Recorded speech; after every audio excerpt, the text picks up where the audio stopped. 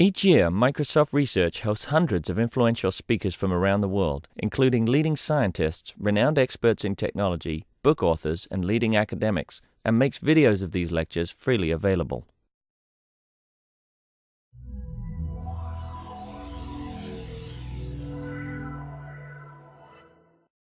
Okay, good afternoon and welcome to a lecture this afternoon by Raanan Fatal. Raanan is just wrapping up a postdoc at Berkeley, where he was working with Manish Agarwal.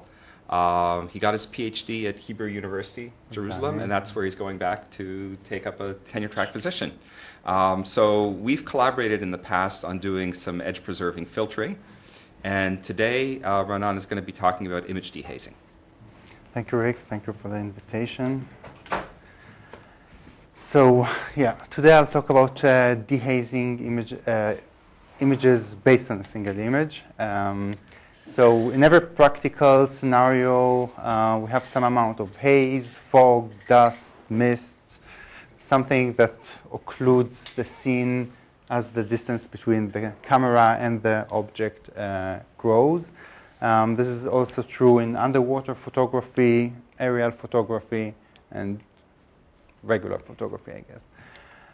So the modeling of this effect, the presence of this participating media, the haze, the fog, is usually modeled in the 3D world using the radiative transport equation that is being used to describe how light travels within a media that emits light, absorbs light, and scatters light. The last term here is the addition of light due to light that got scattered from other directions. L is the intensity of the light at the point R in the direction of omega. So this is the change in intensity along the direction, along omega at the point R occurs due to emission, absorption, scattering, and the resulting in scattering. There's a conservation of energy here between the scattering and the in-scattering. What's usually done in case of, for the modeling of haze or fog images, usually we assume that the media does not spontaneously emit light on its own. It does not absorb light, which is less true. And also, it is assumed that the light in the scene has undergone enough multiple scattering effect, therefore the color blended into this one color, and also this color is uniform and isotropic in space. So there is this general whiteness, grayness, bluishness in the scene that is just coming in due to the light that got scattered.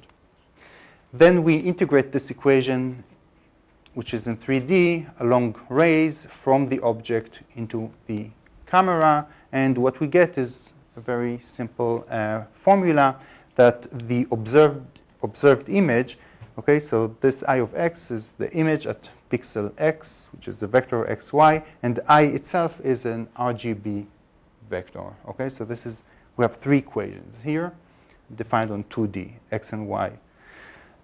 T is a scalar, the transmission of the scene. So at every pixel, we have a different fraction of ability to see the true color of the surface behind.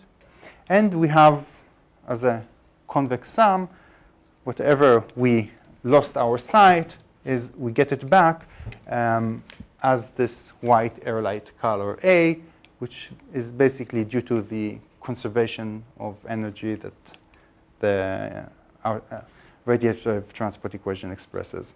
And T is some exponent of an integral of the media's scattering coefficient, which may vary in space. So at some point, the fog may be thick, at some point may be thinner. So that would be described by the function beta. So the goal here is to recover the function j, which is not the way the scene would really look without the fog, because still the fog have other effect but blocking the light that we see. It also changes the color that surfaces gets illuminated by. So what we're recovering is this mathematical, variable j, which gives some clear view of the surfaces as if there was no haze, but they would be illuminated with the presence of haze. So existing approaches assume usually more data on top of the hazy image itself. So in these works by Nayar and Nara Simhan, they assume to have more than one image of the same scene perfectly registered, viewing the scene under very different conditions, weather conditions, which means it's not like you take a picture now, you wait 1 minute and another. It should be a few hours at least. And a more instant solution is what Schechner and friends came up with, which is to use a polarizing mask in order to take a few images under different polarization. And the idea is that light that is scattered is partially polarized. So there's some percentage of light that gets reflected by the fog, and by changing the polarization, you affect the intensity of that portion of fog, but it's not the entire fog or haze. So what these methods basically rely on is that they get more equations than the unknowns, and they can just solve it. So the number of equations you have with 2 images is 6, whereas you have 5 unknowns, the transmission at every image, and the unknown color, the unknown image itself. This is assuming that we have some estimation for the 3 overall numbers of the Airlight vector. Okay, so these variables, when I count variables, I count them per pixel. And A is globally defined for the entire image, which is, let's consider it at the point as an easier thing to estimate. So here's a result from Schechner's paper. 2 polarized images, best polarization, worst polarization, and this is the dehazed result. So there is a considerable improvement, reduction of the haze. And another form of works is to assume that you have some estimation of the geometry, depth map, some coarse user input as to what are the distant points, what are the planes, and given the depth and assuming that the scattering coefficient is constant, we can retrieve from this equation the transmission and get J. So there, on top of assuming the geometry, there is an assumption that the fog is uniform in space, the haze. So the challenge in doing this operation based on a single input image would be very clear. We have 3 equations per pixel, whereas we have 4 unknowns, 3 in the unknown image and 1 the scalar t, the transmission. And let's forget at this moment from these other 3 unknowns globally in the Airlight. Yeah. But is t generally wavelength independent? Okay, so again, it's a matter of assumption. So here I'm assuming that there's no dispersion. The wavelengths, they don't mix due to scattering. Yeah. Yeah, so I'm not sure that accounting for this it won't add more degrees of freedom to the problem, but it would complicate the equations themselves.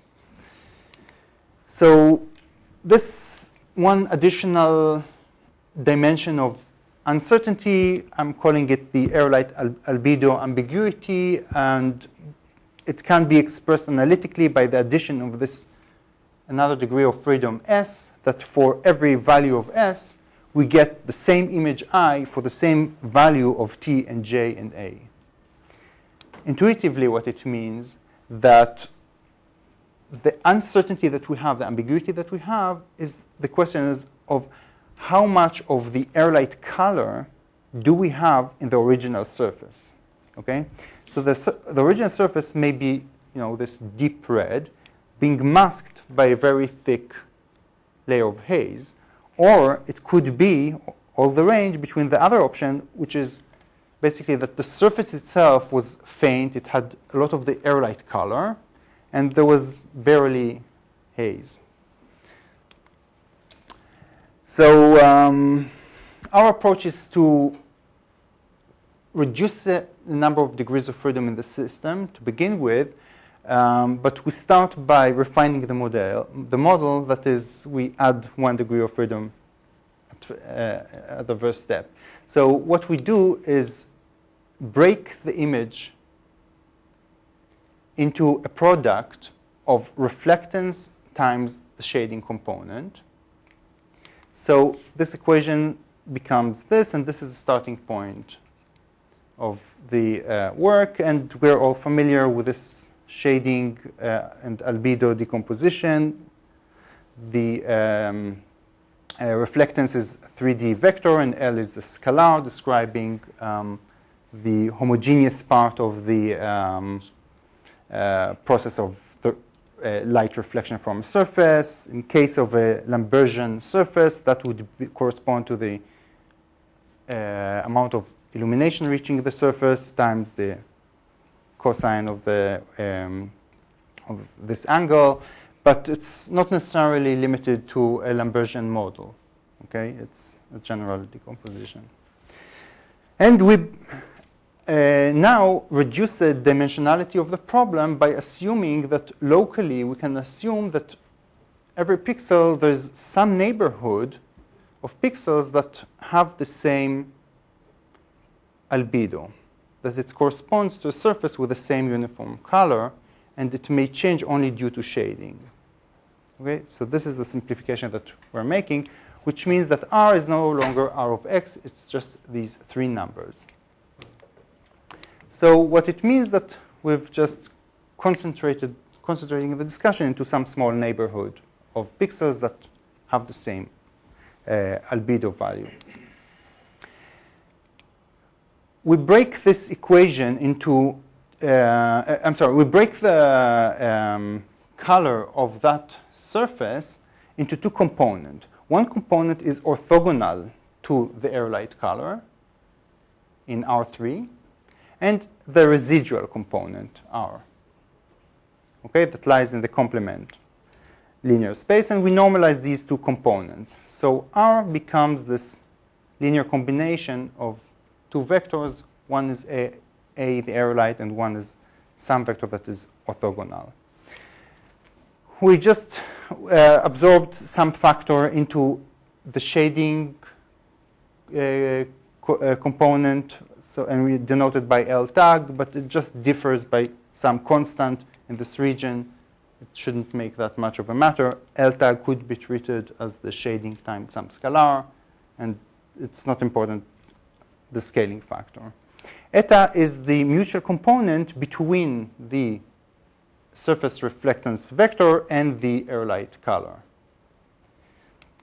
And this is basically where the ambiguity lies. What is this eta? That gives us the amount of Airlight that is contained within J, and if we know eta, we can work back the equations and solve the equations. So now the idea of breaking R into those 2 components allows us to project the image on those 2 vectors, on the Airlight and the complement vector R tag, and get these 2 expressions, according to our model at least, of the transmission, the shading, and eta.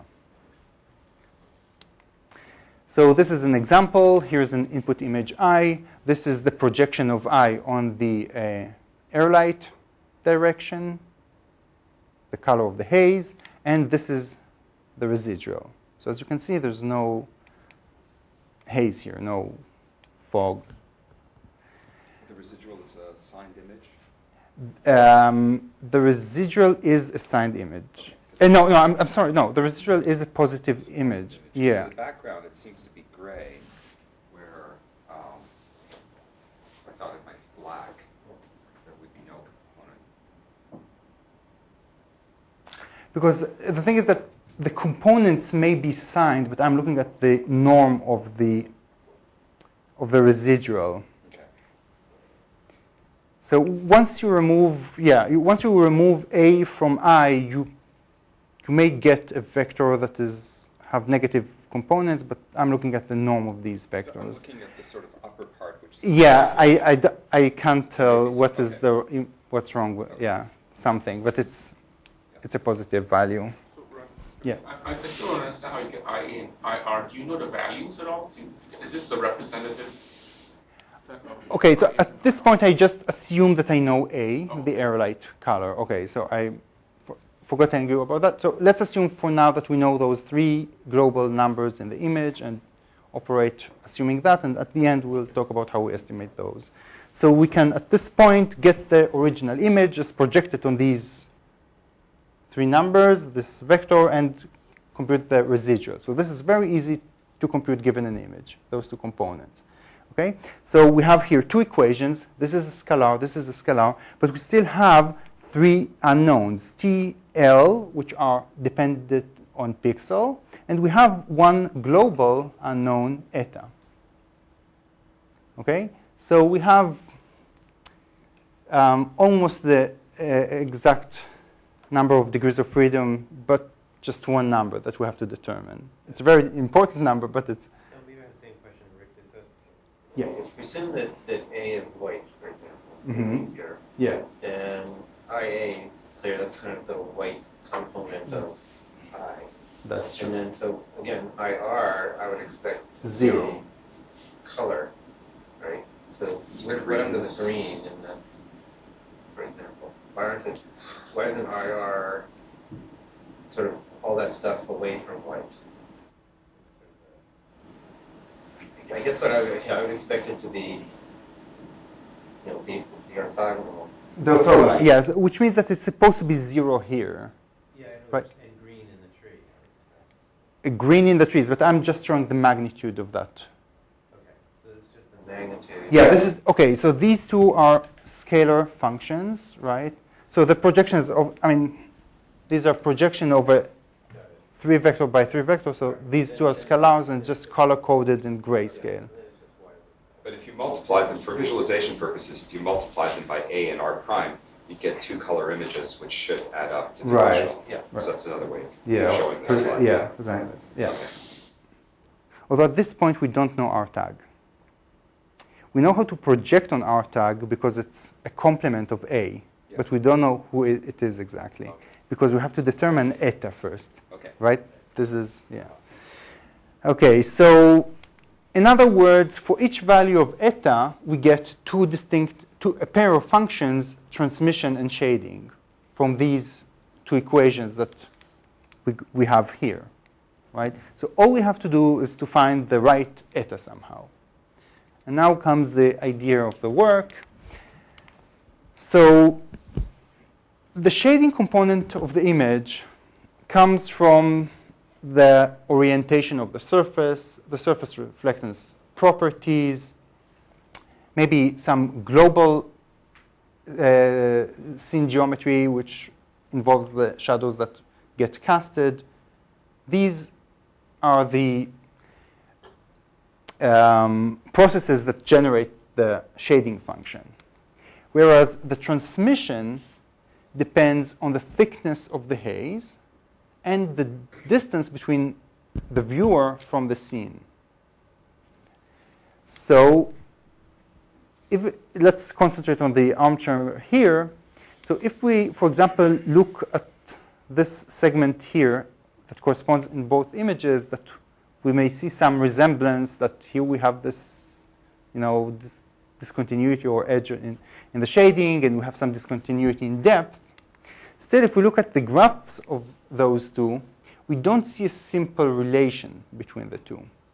So we can't say that this is a linear function of this, for example, right? Because for the same time that it spent on positive value, it was positive here, and same time spending on the same value, it got just the negative of it. So the linear relation is 0. And this is the assumption that we do in order to resolve the Airlight ambiguity, is to assume that the transmission function and the shading function are linearly, statistically uncorrelated.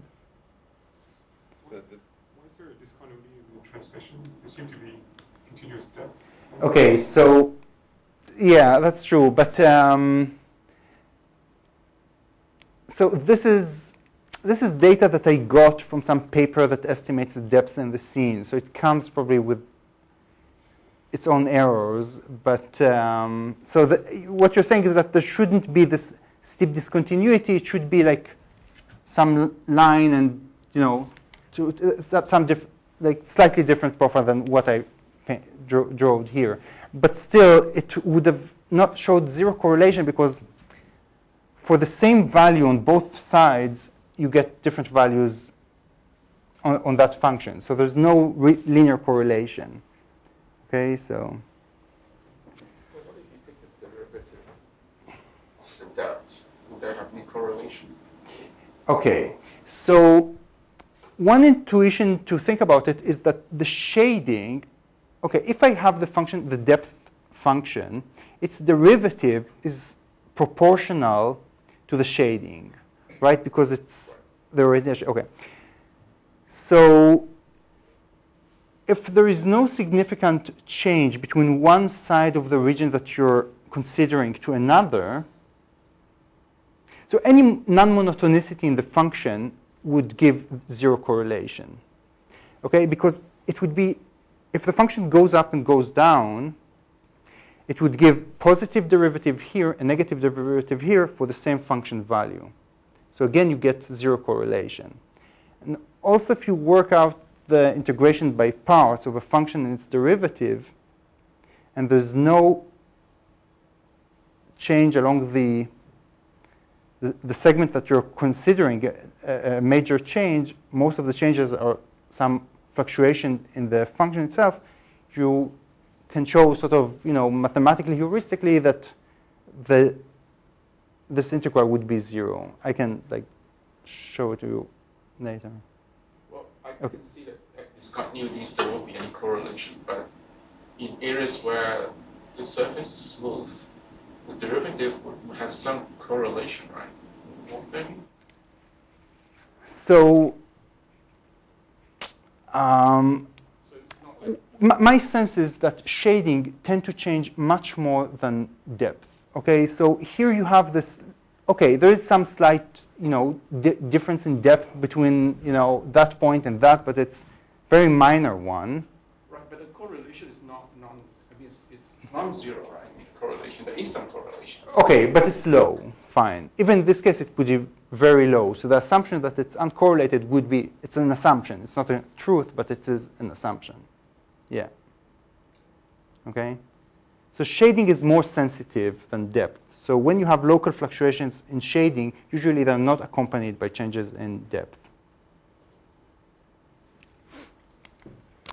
So this can be we can get a much simpler formulation if we express it as an uncorrelation between the transmission 1 over the shading, just mathematically. It would give us this simple expression for eta, okay, where h is some function that we can, once again, compute it very easily given the input image. It's basically a simple function of IA and IR, and those are very simple functions to compute. Of course, once we know the Airlight color.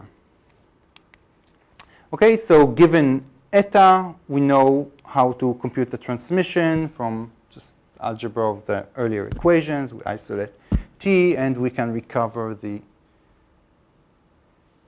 goal, the haze-free function j.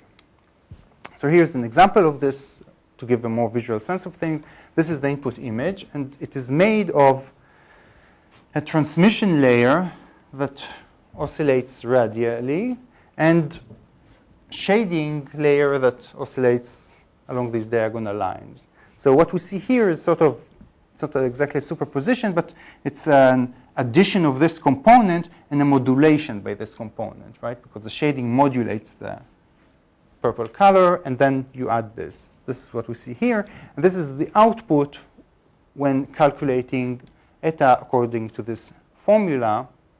And here we get the result by some other eta. I just multiplied eta by 2 and computed the resulting functions. And now you get a better sense of what is the correlation between two functions, like the visual sense of it. So you can sort of see them one imposed. Two boxes called output. So that would be the output with the wrong eta. Okay, so if I just use the wrong eta, not this eta, and based on that would find the transmission, the shading, and the final image, this is what I'll get, and this is what we get from the eta as computed above. Okay? So it's not that I'm that troubled by noise in general, but this problem is heavily, it's nearly ill-posed, right? We're trying to amplify this component, the signal that is behind this, masked by this thick layer of haze, and the factor, the amplification factor, the transmission can be very small. So the amplification factor that we're doing here can be quite large. So we need to account for the uncertainties that we're doing here, especially because there are pixels where the calculations that we've done so far is just, it's not right, and we should just avoid adding them into the image and somehow, you know, extrapolate the solution from maybe other points where we have better certainty. So what we do is assume a additive Gaussian white noise. So this is a noise function that is independent both between the components and between the pixels. And what we do, we track this error across the calculation that we're doing. So given the input image I, we're calculating IA, IR, and from them we're calculating IH that we saw earlier. We're estimating eta, given that formula that we saw, and from I eta, right, we did all these steps all along. So we track the propagation of the noise along these steps to see what is the noise in the final estimation of the transmission at every pixel. Along this derivation, we're making linearization. We apply the Taylor expansion in order to end up with a function, noise function that is linear with the noise that we began with. So if we began with the Gaussian noise, we end up also with the Gaussian noise, and we can compute its variance. So we make a lot of assumptions on the way that the error is small enough, and we can linearize it. For pixels where this is not true, we just discard those pixels. We just set the variance there to be infinity. For other pixels, we get some expression of the variance of the noise given the assumption of what is the variance of the noise in the original image and the amplification of it along the way. That's what basically we're getting. So here is one of the images that Schechner used. This is the estimation of the transmission that is done per pixel, and those pixels here are discarded pixels because the error criteria was not met, and we're setting the those pixels, we discard them, we don't use them. And here we see 1 over sigma squared, the uncertainty that we have in each of the pixels that we do have some estimate of them and their noise. Okay, so this is how it looks. And before I'll tell you how we're using this in order to extrapolate it to a final image, let's now go back to the problem of removing haze from general images that do not just correspond to uniform albedo surfaces. And what we basically do there is the same procedure using robust estimators that differentiate pixels neighborhoods based on the estimated albedo, their estimated albedo values. meaning that we don't want to distinguish between pixels based on their color or on the amount of airlight that they contain. We just want pixels that correspond to the same surface, and that's it. We allow changes in, or we need changes in shading, meaning that we don't want to distinguish based on brightness, and we want to allow changes in the amount of airlight or the transmission function. We actually need these functions to change in order to decorrelate them. It's hard to decorrelate functions that don't change.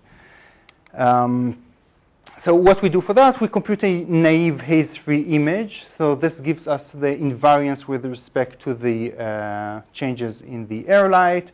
And then we derive one number, some chromaticity estimate, by projecting this haze-free image on the UV components of the YUV color space. Those are the chroma channels. And if I look at their ratio, I become invariant to the brightness. Yes? So the I prime on the left, is it equivalent to a localized estimate of R prime before there was a global R prime?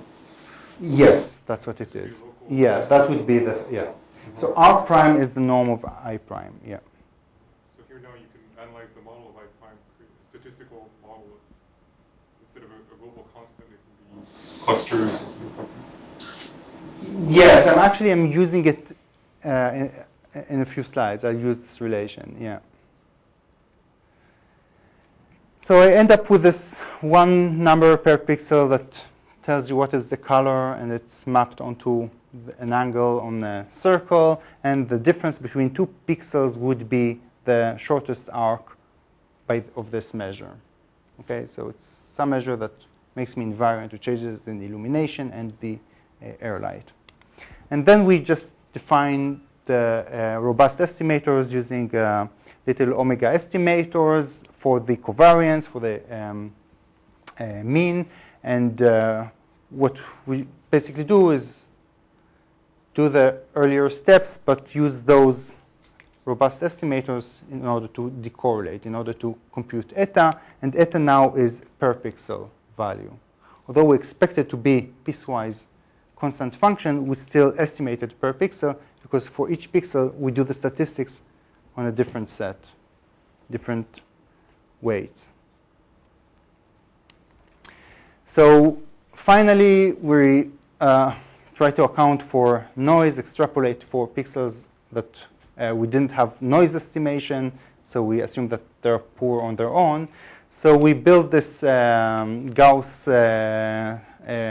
spatial Gauss model, where we assume, this is something that we basically assumed earlier, that the noise between the estimated and the true transmission is a normal variable. We've already estimated the variance there, and the spatial regularity between pixels, or between the transmission in two pixels, we take it by this relation that changes in the transmission are changes that we see in IA. Okay, because roughly IA is t times some constant vector A to some extent. So this gives us the regulatory modulus that we need. And when there are discontinuities in IA, it means that we are allowed to generate discontinuities in T. So we don't just assume a smooth layer of transmission. So we just minimize this model and use that T function in order to compute the final image J. So one last slide before we see the results is how we estimate the Airlight vector itself. Okay, so these are three numbers that we assume that they're apply for the entire image. So in order to do that, we go back to the assumption that locally we have more than one pixel that correspond to the same surface albedo, and we go back to this equation, actually the R that does not depend on X. There's a mistake here on the slide. And in this case, when R does not depend on X, the image pixels on those regions that we see, they are basically spanned by two vectors, R and A. Okay, so they lie on a plane. So we can't use a principal component analysis to find those two vectors, but we can use principal component analysis just to estimate this plane, because there would be this third eigenvector that corresponds to the lowest eigenvalue that just doesn't change, and that would be the perpendicular direction to the space. And the thing is, okay, so we denote the two most active directions by V1 and V2, and we do this analysis to different pixels in the image, look at their surrounding pixels, that R is constant, we use the robust statistics, and we get a few estimations for VIs, the V1, V2, and VIs, and what we know that these are other linear planes, and all of them should intersect on one vector, which is the Airlight vector. So the intersection of all these linear planes should be the vector that is mutual to all of them, and we can simply estimate it by looking for the vector that best projects on those two vectors on all those pixels that we pick for this estimation. Okay, so yeah. Seems like the formula is a complex combination. So could you try to directly form the triangle that's formed with the origin and the 2 points? So there's the origin, the point R, and the point A. To look at extremes, but you can never know if in any particular image, extremes would really be met. Like you'd have really pixels that, they contain just the reflect. You can't assume that you have t equals 1 or t equals 0. So, and only without the extremes, you're in the same problem, right? Maybe I didn't understand your question. I thought what he was saying is what you were saying. Maybe the plane is formed by A, R, those two vectors, which has the origin built into it. It's a triangle. Yeah, I thought maybe you could get more than just the plane, that perhaps you could actually get the vectors, because the vectors form a triangle that encloses all of the data points, all the pixels. Just with that albedo, with that. Oh, but here it's assumed constants.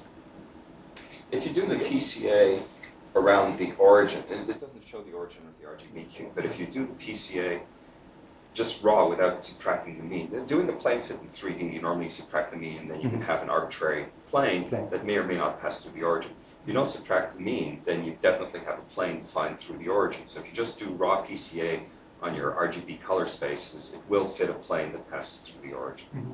And I think that's as much information as you can squeeze out of those scattered samples. I was hoping there would be more, but you would actually fit the bounding triangle. Yeah, but for that you have to assume that T actually fills the entire range, I think. Otherwise, I wouldn't have known how to use the information that it lies within a triangle. And anyway, I would probably still need two triangles, and that's what I need here, two planes in order to find this intersection. I do it with more, but mathematically you need only two. Okay, so now we have the Airlight vector up to a scalar, right? Because we're only talking about intersection of planes. There's no length there, so we have to estimate the length. And by now we've reduced the uncertainty into just 1D, and what we can do is to just try it with different values for the magnitude of A. We see what kind of T and L we get, what kind of transmission and shading functions we get, and just pick the one that show, again, this correlation. Okay, so some images. So this is an input image of, I think it's wheat cones or something. And this is the result, the haze-free image. And here are some fields that we computed based on that. These are the estimated transmission values at each pixel. Those are missing pixels because up there, there was basically only the Airlight vector. The error analysis allowed us to detect those pixels. So the error analysis here is more like give us some certainty map of use those estimations, don't use those, more than cleaning noise or other more probably common use of modeling of noise. This is the regularized transmission resulting by the minimizing the Markov model. So it's smoother, but still it allows these discontinuities, since discontinuities were on IA, so that channel. Here we have the certainty map, and this is the shading function that we can extract. So once again, we can understand how these two are not correlated, right? This has a lot of oscillation changes, and this is piecewise constant. And even at points of discontinuity where this shows these Heaviside profiles, right, these two values, this shows a more complicated behavior, and it seems like assuming that the correlation is low seems to be a good approximation. We don't see any unusual behavior near the edge discontinuity, the depth discontinuities. Here is a more complicated image where we have surfaces of different colors and the result. And if we assume that the scattering coefficient of the media is constant in space, we can estimate have some coarse estimation for the scene depth and use that to modulate or plant altered haze and use that for refocusing. This is some comparison with the result by Schechner. This is our result on the right. So this is single image based. This is based on two polarized images. And these are common image enhancement tools that you'd find on image editing software, the unsharp mask and the histogram equalization, which are not adequate to deal with reducing this additive constant of Airlight. They're more of a multiplicative kind of corrections. These are the fields, again, the estimated transmission. This is the regularized one. We see how we get very nice discontinuities. This basically relates to what we've been doing with Danny, right? It's this kind of equations, models. This is the uncertainty map. And here we see IA, the component that shows the Airlight color. This is IR, just the surface reflectance values. This is this mysterious function H that is used temporarily in the calculations. So here is there's some quantitative estimation, which is, okay, so the problem is it's hard to generate non-artificial testing for this. So what I did here is what I told you. I found this paper that estimates depth from stereo and just used their output to construct the hazy image, because I had depth, I had the image itself. I constructed this hazy, and this is the reconstructed image. One thing is that this image, I have it in a very low resolution JPEG format, which undermines the quality of IR. JPEG has the tendency of making changes in the what I read here as the color of pixels, the reflectance values. So the clustering fails. You can see the strong blockings. IA, which is roughly the intensity of the image, looks quite good for JPEG images. It's the color component of JPEG images that gets most compressed, and I really need this information for the other component. So the L2 average L2 norm is roughly 12% in this case between the input and the output image. It has overshot here, undershot there. Most of the floor pixels were extrapolated because of they were just discarded. Here's another artificial test where I try to build the same input image once by having this block with some additional transmission. So here there is slightly more fog, okay, in the square. And here the square is just brighter. And the transmission is flat or contains just the ripples. It doesn't contain this. And it's something that is very hard for us to say which is which, but this is actually the results that the algorithm gave. So these images obviously are not identical, but they appear very similar. Okay, so here there's just more fog, and this is just the surface itself has more Airlight color in it. And it seems like there's almost no memory of the square there or the ripples inside, it seems. And by the way, there's also this two colors here. So all the statistics within here were made just using those pixels, and the statistics from the outside of the square were done based on the robust statistics.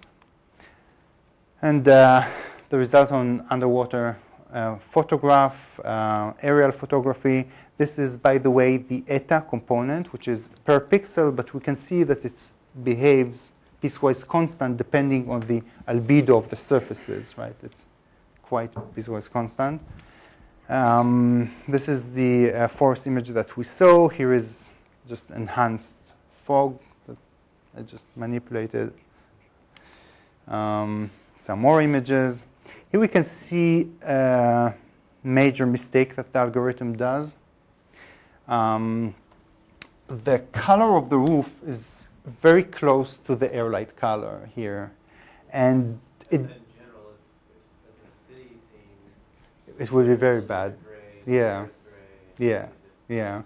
I don't touch New York images. Yeah. Yeah.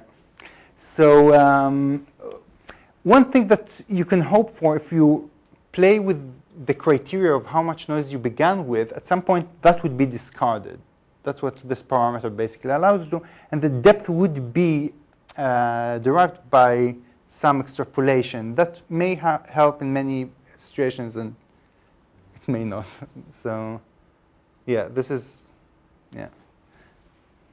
the main drawback here. And also I have some video showing... Can you just go back to the previous slide? I just want to have a quick look at that. Sure. That bright spot in the foreground in the middle. Yeah. What's that? The same story. Rock. Okay. Same story. Yeah. Yeah.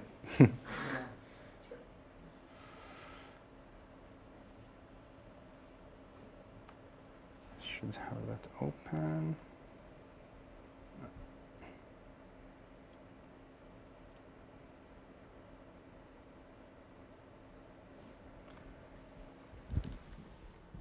So this is just showing a gradual change in the focus. So that was the input image, the depth map, and this is the changing smoothly the focus plane, focal plane for the underwater ship.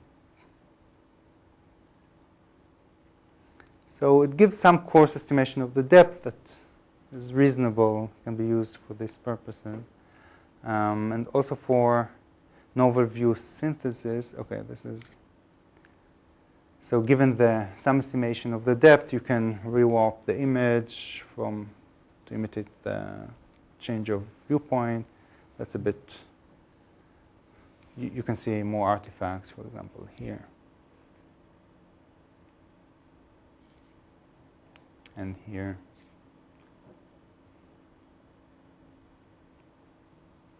This is relatively good.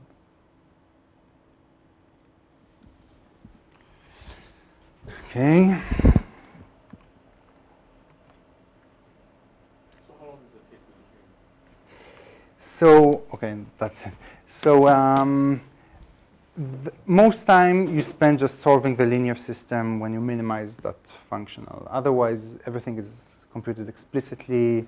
you have this 1D search to compute the Airlight vector, but you just, you pick just a few good pixels for that. And so it's, well, I don't remember the number, but it's, I think 20 seconds for an image of 680 by 480, something like that.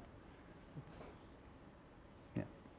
Yes? I'm just wondering if you've looked at the colors you typically get for the Airlight, and if it tends to be kind of clustered around, blue or something like that. Because, I mean, if you think about kind of the color that you induce from atmospheric scattering, it is going to tend to be bluish, right, due to like right. Yeah. So I do get blue colors and gray colors. I have them in the paper. But sometimes I get slight effect. For example, in the cones example, I get it slightly green, yellowish. But you could always say that some light was reflected from the surface, which is almost uniform. Do you think there would be a way to incorporate essentially a color prior on the air to say that, that you believe that the Airlight color has a certain distribution, that it's bluish more so than yellowish? That would help. Guess so. The work as it is, it sort of like says that under ideal settings, I'm doing all these algebraic derivations. It should work. It should be this. But yeah, to find noise, to find that I could incorporate such prior, I guess, in the step where I minimize. I'm sorry, that function here, right? That's where it would go, or yeah. There is a reasonable belief that yeah, definitely it would be grayish, bluish. Yeah. When you compute your depths or the t's, there's an angle between A and R, right? Which, if you can kind of use that as a confidence measure, because if the angle is, essentially what Michael was saying, if the sky is gray and the buildings are gray, the angle's not very large, you're not going to get a very accurate estimate. Yeah. Have you considered using that to kind of weight how strongly you'd use your data term? And but this is what the error analysis basically does. So it does. It's formulated mathematically. Yeah, but this is what it does. It looks at these quantities basically. What is them? I mean, there is some derivation. Actually, I have it as the last slide. You can get some sense of it. It looks bad, but is there any hope of yeah. getting when the sky, you saw the sky through the ground example, Yeah. Is there hope of getting that out correctly then? Because there is a lot of, if you turn up the smoothness, there is a lot of information there saying this shouldn't be far away because it's only a small patch that it believes that this is in the distance. Okay. Right. So currently it's just being extrapolated, right? For example, in that cone width field, it's basically it gets extrapolated from the deepest depth, right? But obviously it's deeper than that. But the thing is that I'm not sure how important it is to get it correctly, because all you will be doing is removing that color and then adding it back. Because this is the color that you see there, period. There's no data there. So you remove, maybe the right quantity of, of Airlight, but then you would be adding it, because this is all there is. You want to get depth. Yeah, right, yeah. So that's, yeah. Almost make something. Right, yeah. So you somehow have to tie all those pixels together to squeeze some number from there. So I guess if I would somehow incorporate the regularization earlier on the process, maybe I would be able to do something better, but it sounds like. Did you try applying your method to a regular image which does not have haze? So I'm just curious what kind of A you will get if you were to apply. Yeah, I did that, and you get some sort of colors appear a bit more saturated. Like you get some, What kind of color do you get for A? You get like a transmission map between 0 and 0.1, like 10% of it's reducing like altogether 10% of. It's roughly the errors that you're getting in the, the process itself. So you get them. So you just get these more saturated images, but nothing, yeah. Excuse me? So A is typically some gray and white. It's in, yeah. So That's what it would find. Yeah. Actually, I never tried to extract the Airlight color from those images. I just set up some A and did that and saw this effect.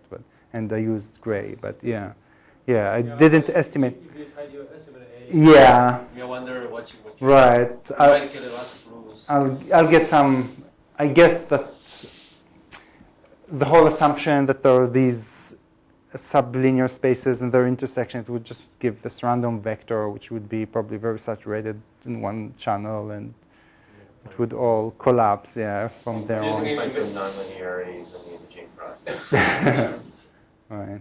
Oh, yeah. So, by the way, the algorithm assumes that the input image is radiometrically linear because all these, the model itself contains an addition, so it can't be taken to any power.